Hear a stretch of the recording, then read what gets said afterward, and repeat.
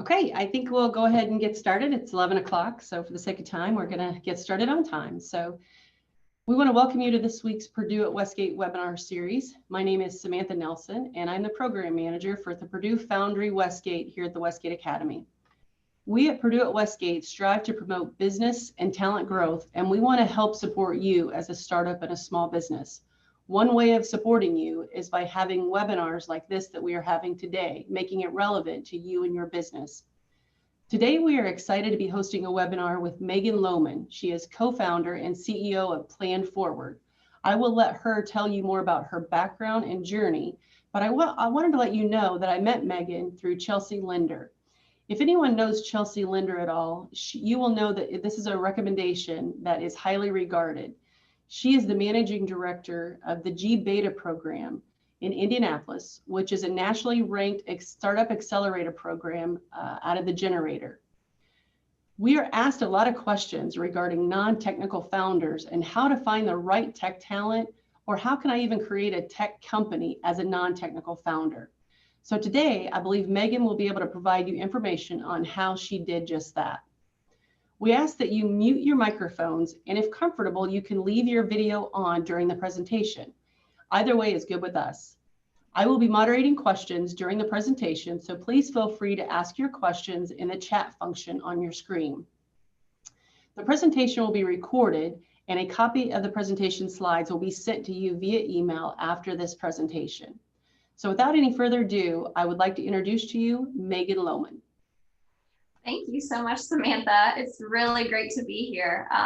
Like I mentioned just before we started, it's really fun to just kind of flip the script a little bit and do a webinar and present on something that's not dentistry or our industry. So thanks so much for having me. Thanks for attending.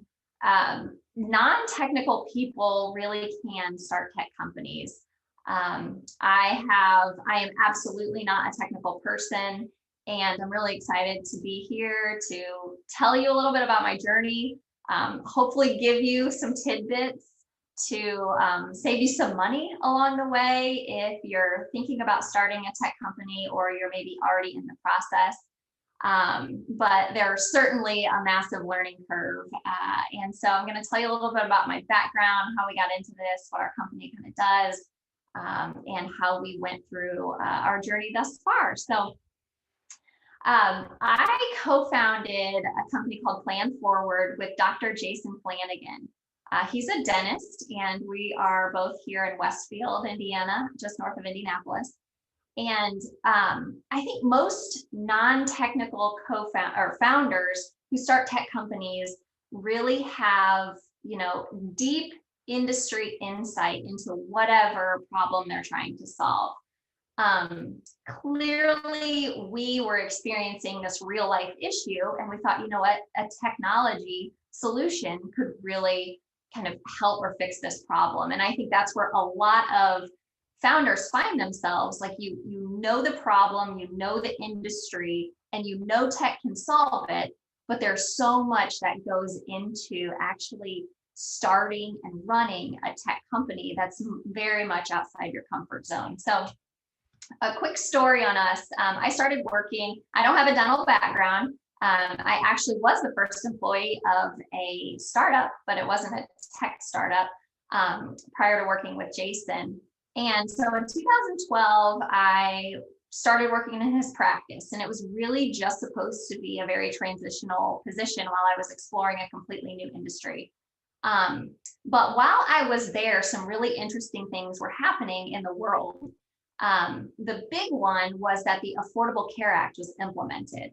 So I'm working in this dental practice, I'm a front office receptionist, and then I moved into more of a financial coordinator role. So I was always working with patients and their finances. So the Affordable Care Act was implemented. And at that time, I don't know if you remember, but a lot of employers were changing their benefit offerings, and many employers decided to cut dental. So they were no longer offering dental insurance. So people were asking us questions. What should we do with our dental insurance? Should we buy something on this exchange that nobody knew anything about? And it was really just, we wanted to solve this problem for our patients who didn't have insurance. So we created this membership plan. So basically, our business creates membership plans or subscription plans for dentists so that they can offer these to their uninsured patients. So we did this in his practice, and we did it all manually. We switched it from an annual payment where patients would pay, one time a year, to a monthly offering. And that, just anything monthly, especially as it grows, becomes more of a challenge to manage. So we launched this plan in April of 2013 in his practice. And also at the same time, Jason bought a second practice. So kind of by default, I ended up going into that new practice and transitioning all of the business stuff, cleaning up all the accounts receivable, the outstanding claims. So it was like baptism by fire, learning the business side of dentistry, and more importantly, insurance and how it affects the dental practice from a business standpoint. So anyway, we launched this monthly membership plan, and it grows, and we steadily start enrolling patients, and patients are loving it, and we're finding all of these residual business benefits. Well, then I actually left the practice in 2016 to stay home. I was a stay-at-home mom for a year when I had my second child. So from 2016 to 2017, I wasn't in the practice, but the plan continued to grow and gain momentum. So it was in the fall of 2017, so about 3 years ago, that Jason called me and said, "Hey, Meg, this plan that we launched is wonderful. It's doing great things for our practice and our business, but it's really difficult to manage. Can you find a solution, like some kind of software platform to manage this?" And so that's really when our market research for a technical solution started. So it was about 3 years ago, we started doing this market research. And a lot of things kind of played into that, but really what we found was that there really was a much bigger market opportunity.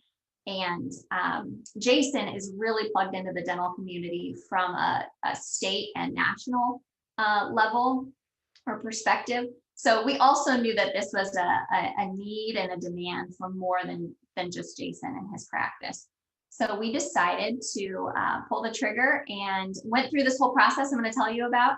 And we formed the company in April of 2018. And that's when our development on the platform began. So it took a few months, naturally, like everything, we planned to launch, I think July 1st was our goal, and we ended up launching in September. So we launched with 6 beta customers. We had 5 dental practices who were brave enough to be our free pilot practices. 5 of them were here in Indiana. 1 was randomly in North Carolina, in Charlotte. And so we launched in September of 2018 with 6 customers. And then we worked out all the initial bugs and felt comfortable enough to really kind of go to market and start selling this in November of 2018. So we acquired our first paying customer really in December of 2018. So we're right at 2 years of really actively selling our solution. So how did this all begin, and how do you take, a dentist and really a office manager or receptionist to creating a technical solution for this and really going to market? We've had some major learnings. I've had some major learnings along the way. I think, hindsight is 2020, and a technical founder is, absolutely the optimal scenario. I never knew this. We never even thought about finding someone who was a technical person to bring in as an additional co-founder to really do the development. We didn't realize what a complex ongoing scenario it is to run a tech company. So hindsight, if you have a technical founder, optimal scenario. I'm just gonna put that out there, but that wasn't our path, but it's still doable. So all of this is really working through how to use a third party developer. So choosing the right partner is really more than just who can build a platform. In our original business plan, it's comical. We look back and, we had this amount of money that we were going to build a platform, and it was going to be great, and it was going to be perfect. And then it was going to basically maintain itself. So, ignorance is bliss, I would say. So the support of it is really, and improving it and changing it is really something we didn't consider. The proposal stage was critically important. And now in hindsight, I think we did this really well, and I'll share, how we worked through that. But from a financial perspective, if that proposal doesn't match what they're going to deliver, you can be in a world of hurt when it comes to budget. Bugs, oh my gosh, how do you handle bugs and what's classified as a bug? Development doesn't always mean that it's going to be designed well. So there's this fancy term, UX and UI design is very different from just developing and writing code and building a platform that's functional. Hiring technical talent is difficult and it's expensive. So again, another disclaimer, we are still working with our third party. We've gone through the process a little bit of starting to recruit a senior developer, and I'll share my experience with that a little bit.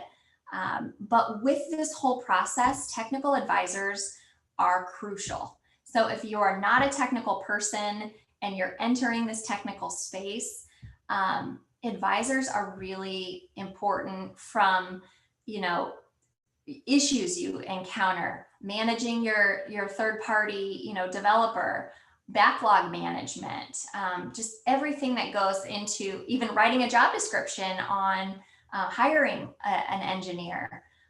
Advisors are critical.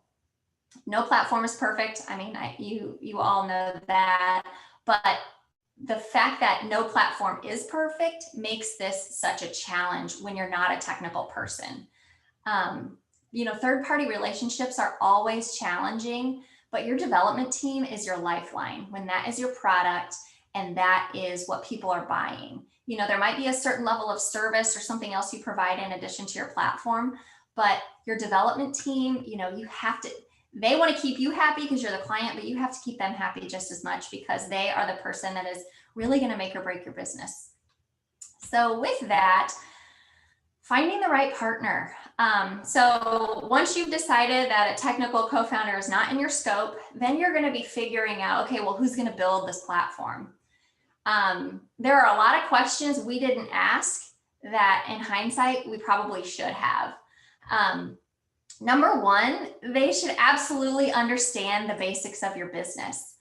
I think this was a year in, and I'm embarrassed to say that now, maybe even more, that our engineer, like the light bulb went off on like what our business actually does. And I know that sounds, ridiculous, but we are always so ingrained in the details and the functionality of the platform that the big picture and the concept just, it escaped us kind of, delivering that message. So maybe start from the beginning and, they have to understand the basics of your business and how you make money.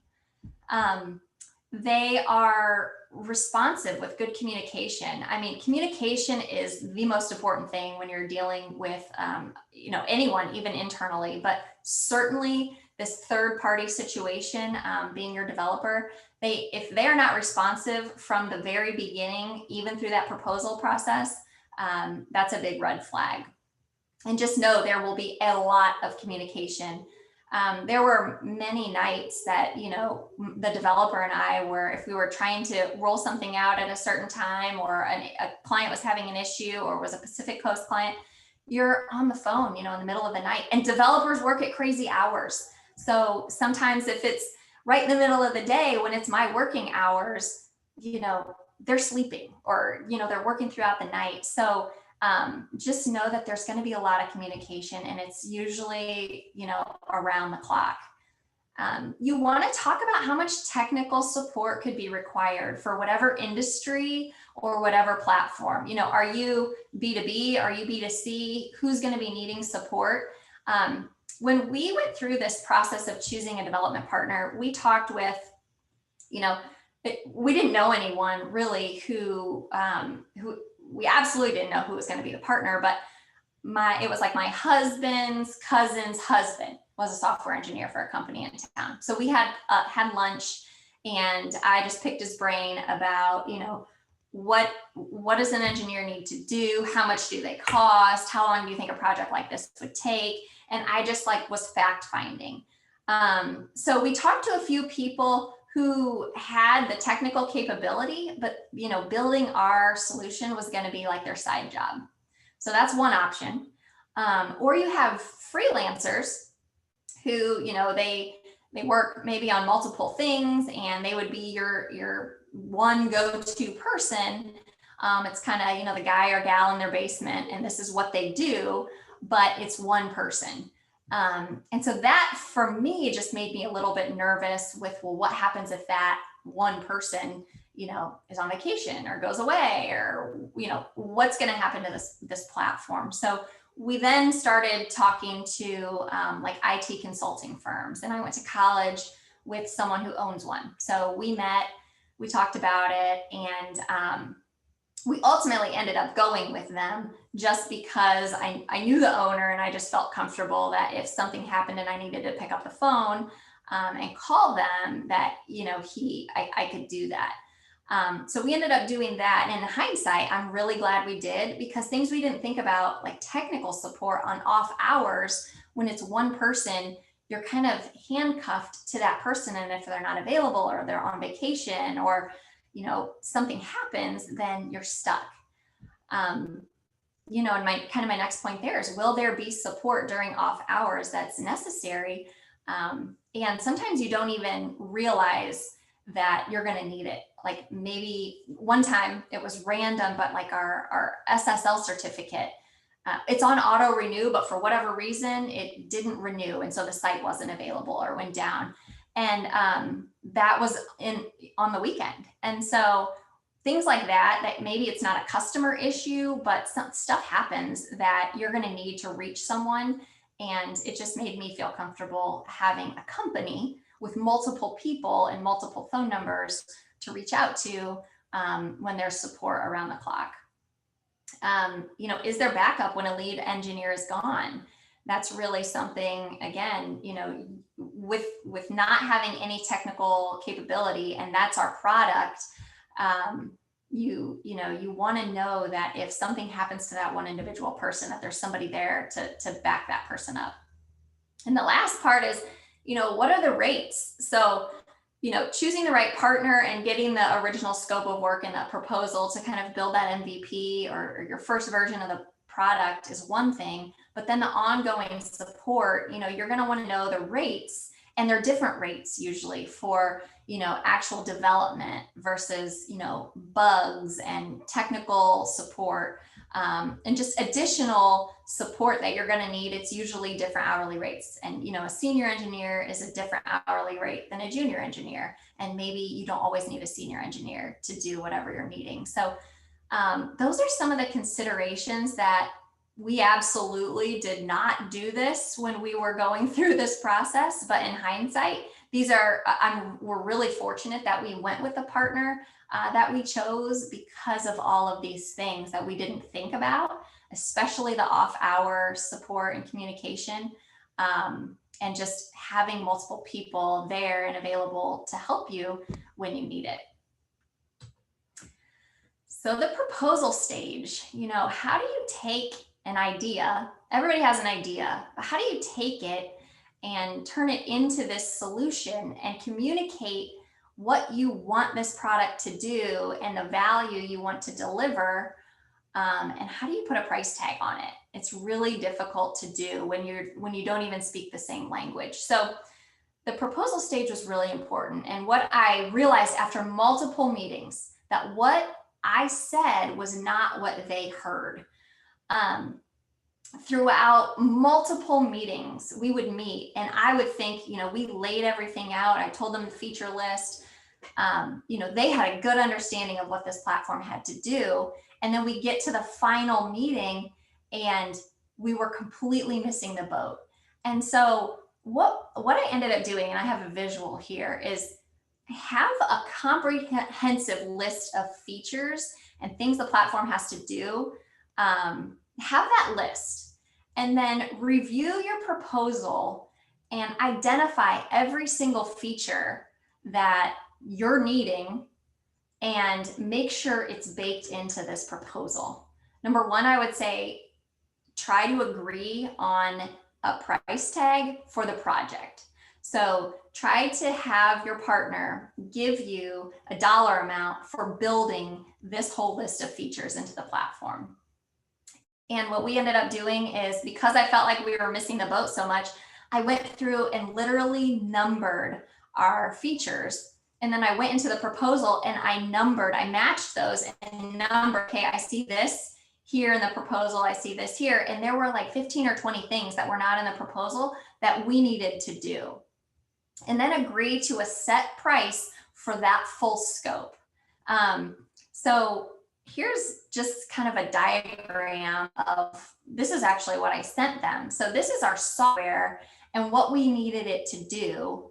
And there were other entities that would be getting notifications or need to run reports and things. And so I drew up this visual diagram that I thought I was clearly communicating, but I obviously wasn't. But this in my head is what the platform had to do. And then this is like the proposal that I got back. And so I actually took screenshots and copy and pasted our proposal for this visual purpose. So this is what I wanted. This is what I got back.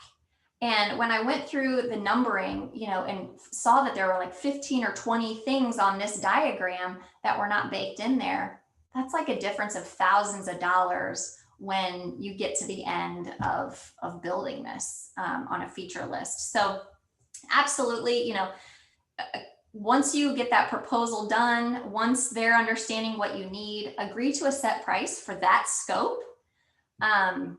One thing I didn't really understand either was, who does the QA, which is like your testing. Who's going to go through this and try to basically break it? And that also costs money. So, if I ended up doing a lot of the QA, just because more so I knew intimately how the users were going to be using this platform, and I felt like I could break it the best. So that might have been a control thing on my end, but I felt like nobody could test it better than I could. So they did it preliminarily, but I ended up doing that. And in hindsight, that might not be the best solution, just because now our team is the one that is still testing, and it's super time consuming, especially as you roll out new features and things like that. So, I would say my best advice is have someone on the developer's team get really comfortable in your platform and doing the testing, so that it takes, you're not having to do that on your end. And then just know there will be bugs after you approve it. And sometimes that whole, defining a bug can be a little gray. So, but just know, every platform, no matter how great the developers are, there are going to be bugs. And so that's just all part of it. And it costs money. So something, again, ignorance is bliss. We didn't necessarily factor that in when we initially launched this business, but something we certainly know now in hindsight. So then to the design, the designers do an amazing job of making these things beautiful, but developers build for functionality. So you tell them, I want this button to do this, and that's what they build. And they absolutely do not consider how pretty it looks. But consumers buy for design and ease of use. And those are like two completely different things. I think it really is that needle, and that's kind of a front end, back end developer.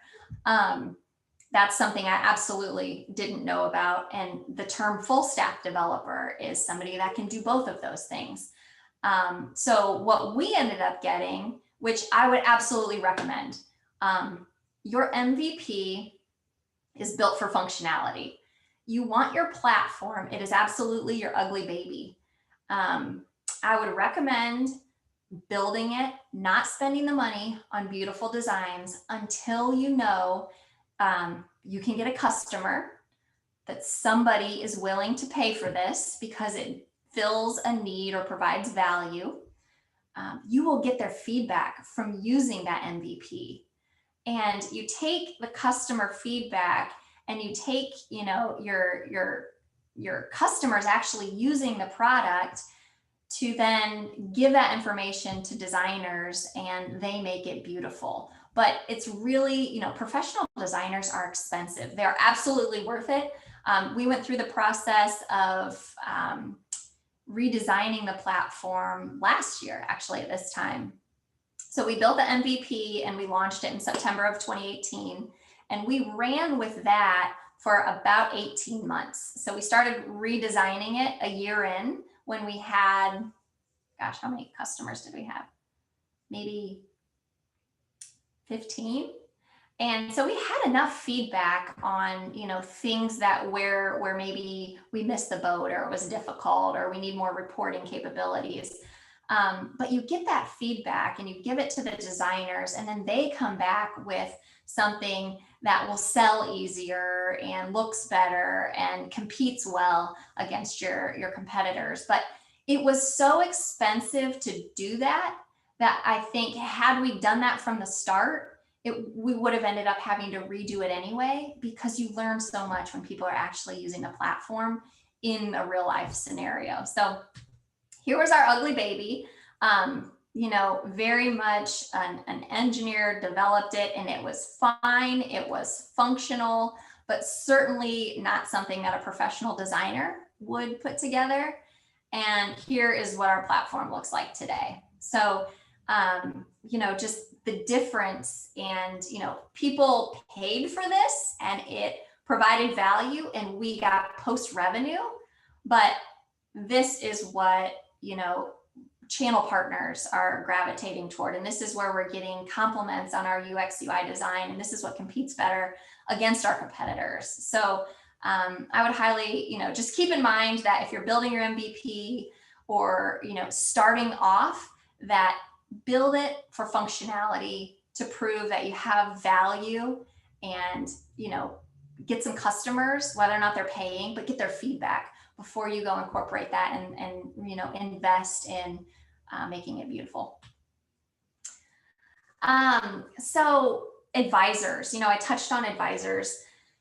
So it was Jason and I, again, you know, two people that ran this dental office, and we created a subscription plan for uninsured patients. And now we're taking this tech company and trying to scale it through fundraising and all the different relationships that go on, you know, go-to-market strategy and finance and operations, you know, things that we don't have experience with.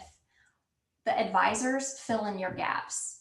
And the advisors are so important because you really do, you want them to challenge you, and you want them to be able to tell you difficult things and make them, you know, challenge your thinking. So I would ask for recommendations and introductions. That's what I did. And we were able to kind of fill our advisory board and identify some strategic advisors because of networking and because of asking for recommendations on who would be good people to put on this.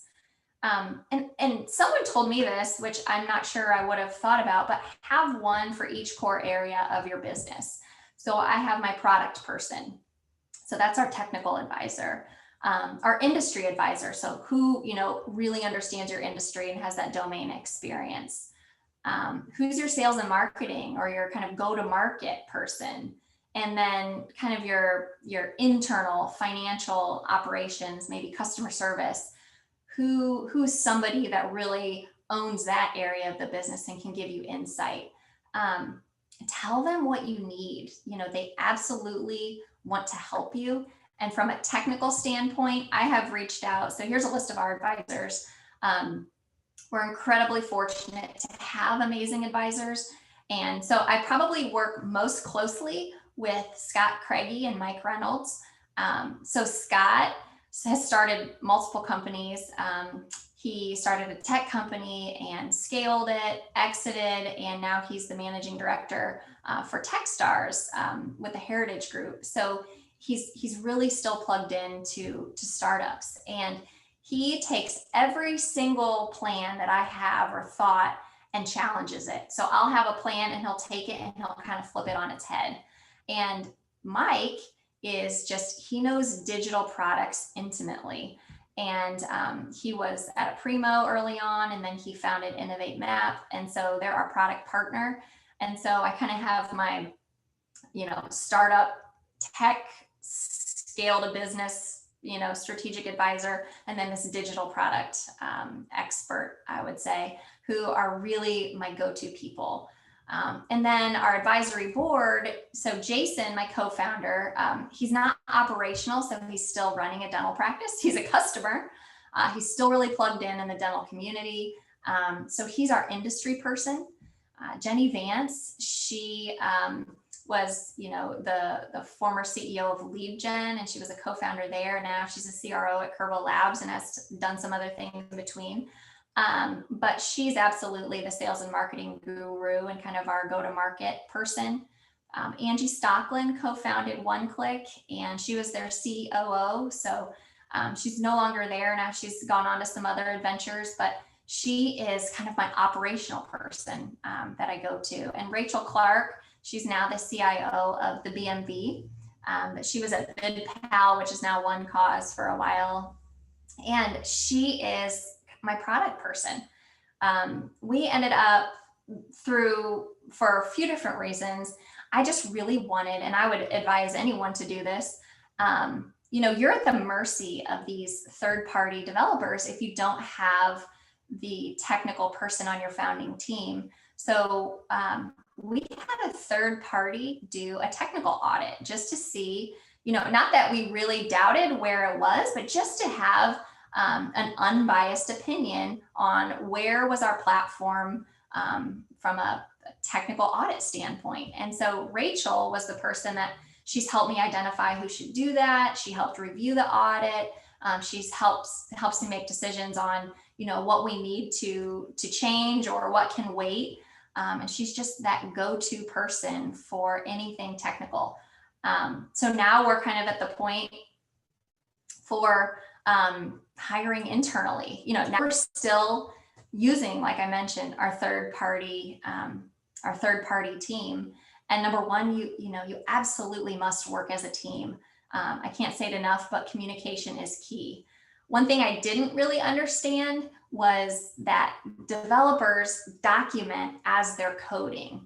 And that is so critical, because if you take your platform and you hire someone internally, or you change it and you need to use a different third party for some reason, if that documentation is there, it makes it so much easier for someone else to come in and make changes or work on whatever has already been built. So not necessarily, me documenting things, but have the actual engineer who's writing the code document what they're doing and why. That's something Rachel absolutely told me to do, and that's what our team does.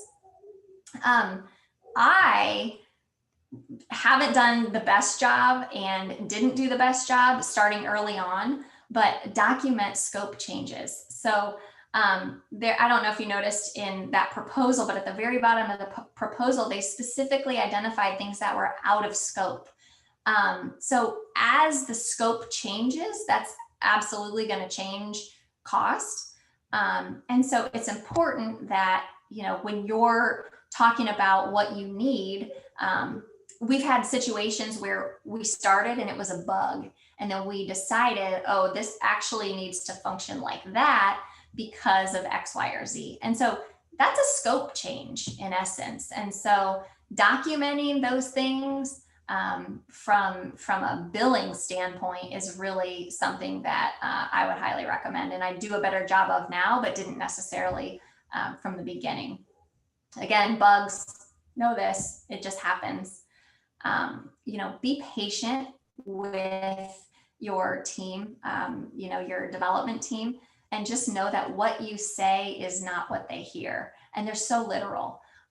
So you might, say, hey, this button needs to actually do this. Well, that might change, what's going on. So I would say give them context when you're suggesting changes. Give them examples of why this scenario is happening and why you're recommending the change, because this is kind of when a CTO or an architect level type person, in addition to your engineer, is important to know that, as you're building, what functionally might we build on this, or why will this change maybe affect other things down the road?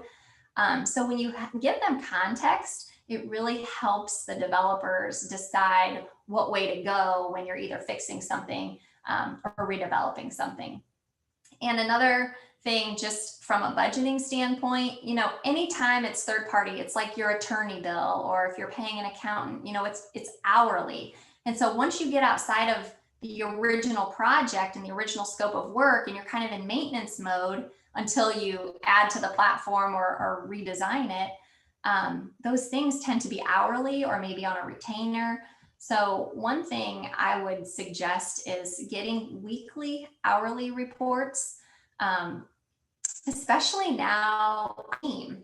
And so sometimes my team members are reaching out to our developers because they're helping customers or whatnot.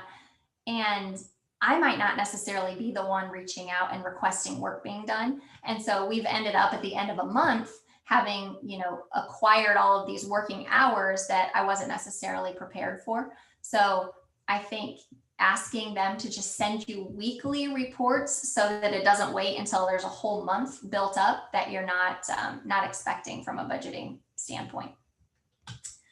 And lastly, hiring technical talent.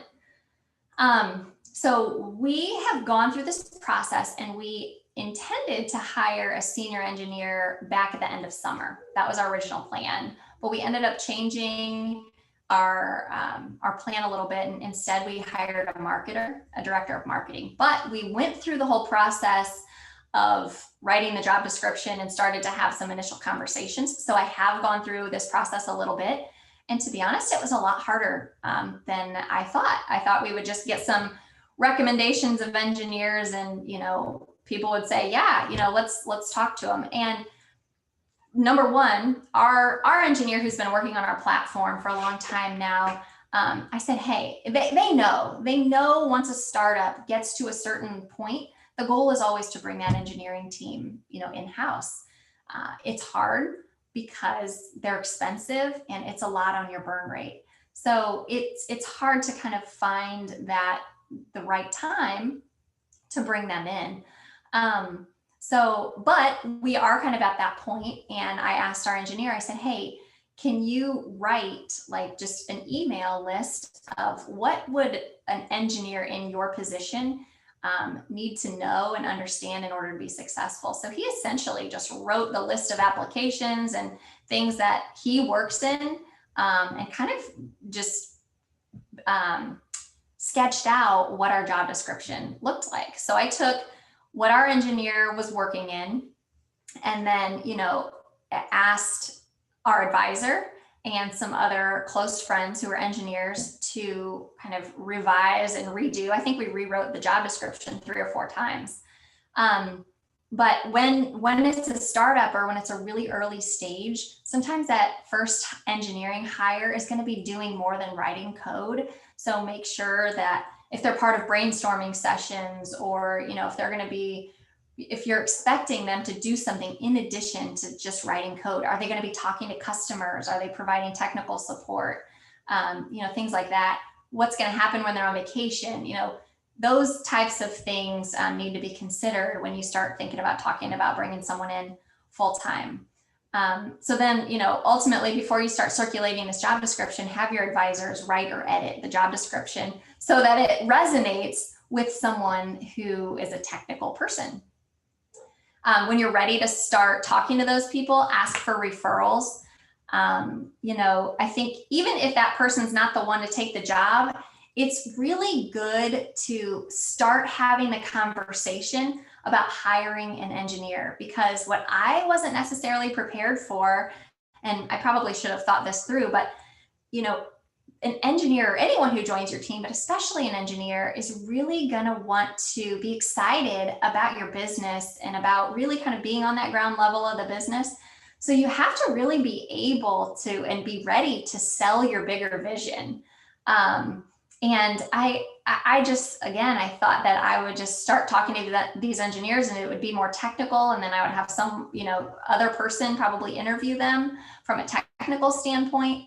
But it was really more about them being excited and trusting, taking a position with the company at an early stage as the first engineer. It's a big move on their end too. So just know that as you start to have that conversation, it's gonna look maybe more like an investor pitch than hiring a customer service person or a sales rep, or account executive. So they're so integral to the business, and they will really be the person that shapes the company as it moves forward. So I think that's all I really had prepared. I think my biggest piece of advice is dive in and don't be afraid. There is so much now that I know, and it was easier for me to put this presentation together now than it would have been, right when I started the company. So I hope some of these nuggets have been helpful and maybe save you some money along the way. Yeah, thank you, Megan. We do have a couple questions. First of all, a couple people said that this has been awesome, so they want to thank you for doing this. But a couple people had the same question. So they wanted to ask about advisors and do you pay your advisory board, and how do you go about finding these strategic partners? And then finally, how often do you speak with them? That's a great question. It's across the board. And what I have done all throughout is follow my gut. There are going to be, I believe, advisors that are going to bring different kinds of value.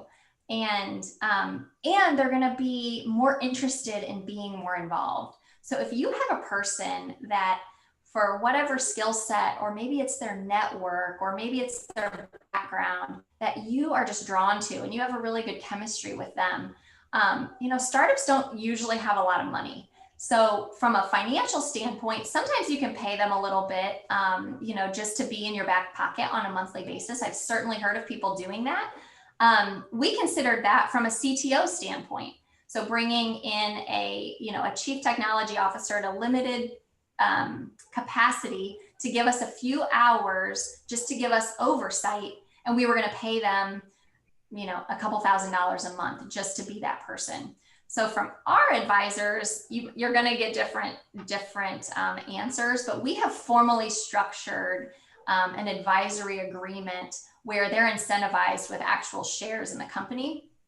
And then we have other advisors who are more, we don't talk to them quite as much. So with Scott and Mike, our strategic advisors, we have strategic meetings on a monthly basis, but I also talk to them weekly or every other week for just questions or random things, or can you review this email, or I'm thinking about this partnership, what do you think? So they're like more plugged in, and I actually talked to our attorney. I'm like, hey, I really want to get these people plugged in and they're excited about this. How do I do it? So actually our attorney said this is really kind of how formal advisory agreements are structured. And there's usually some kind of commitment that they are kind of held to. It's not like I've ever gone back and said, hey, you didn't give us these, 8 hours that you committed to, but there really is like a bullet list of what they're expected to do in exchange for X if you are going to pay them with something.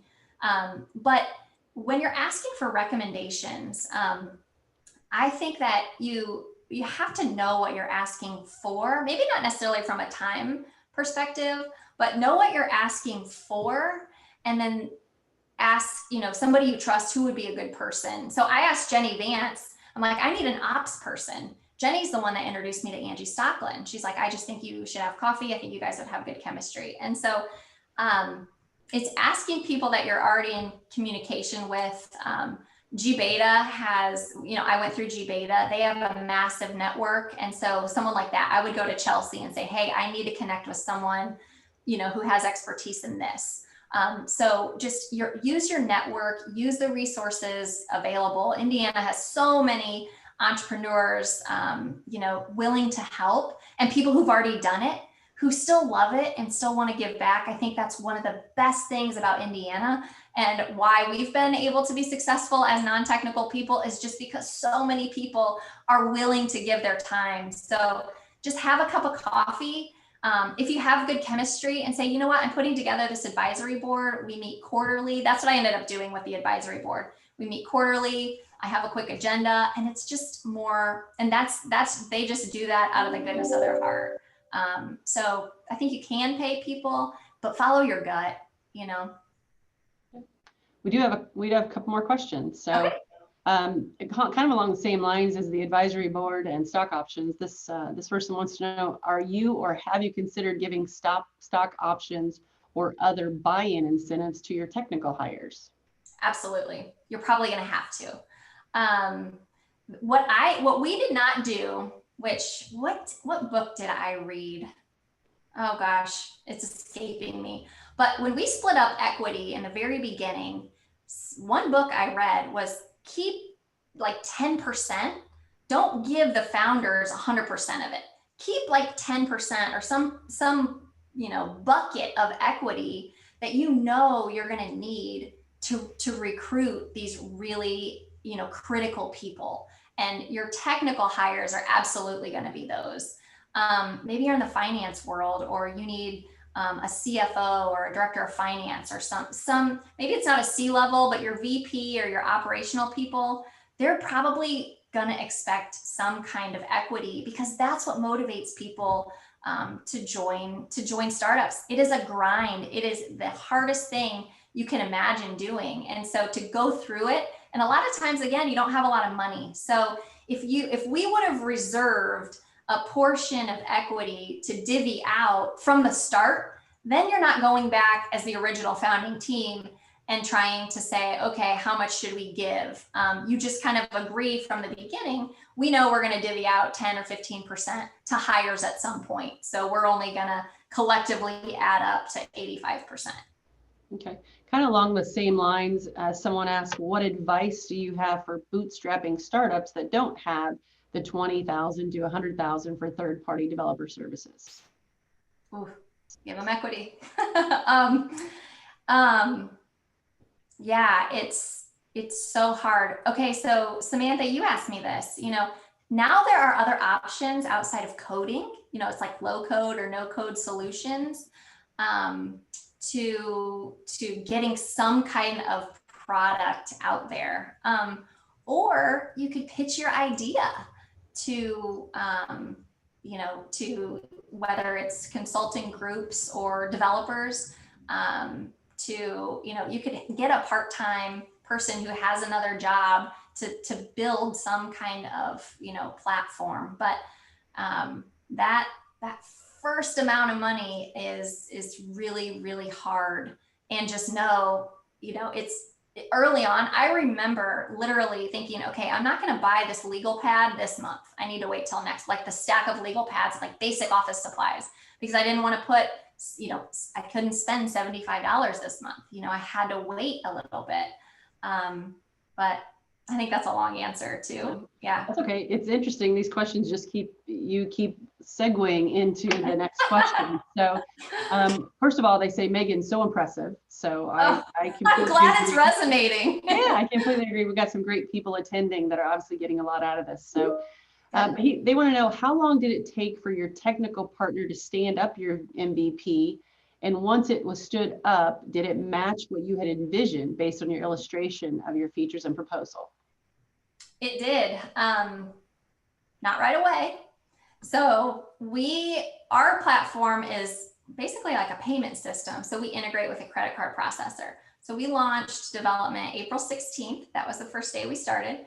And we were supposed to go live July 1st. Well, our merchant processor, who we went with originally, we couldn't get it across the finish line. They just stopped responding. And I don't know, it was a crazy situation. So I had to pull the plug, find a new processor, and rebuild the whole integration with a new person. So that's why our launch didn't happen until September. But I completely lost my train of thought on where I was going with that. But the MVP took longer than what we initially thought. And then once we did launch it, that final test, if you will, I pulled out that proposal and my numbered list and said, where are these 10 things? And they weren't there. And so that's why I'm saying I'm so happy that I had this list of features and this set price on, this is what you promised to build for this price. So go back, add these things in and we're not paying additional for that because that was already supposed to be delivered. Good, good. And then how much did you pay for your lowest in MVP, your ugly baby? Oof. Well, we ended up adding to the scope. I think it ended up being like 30, 35. Okay, good, good.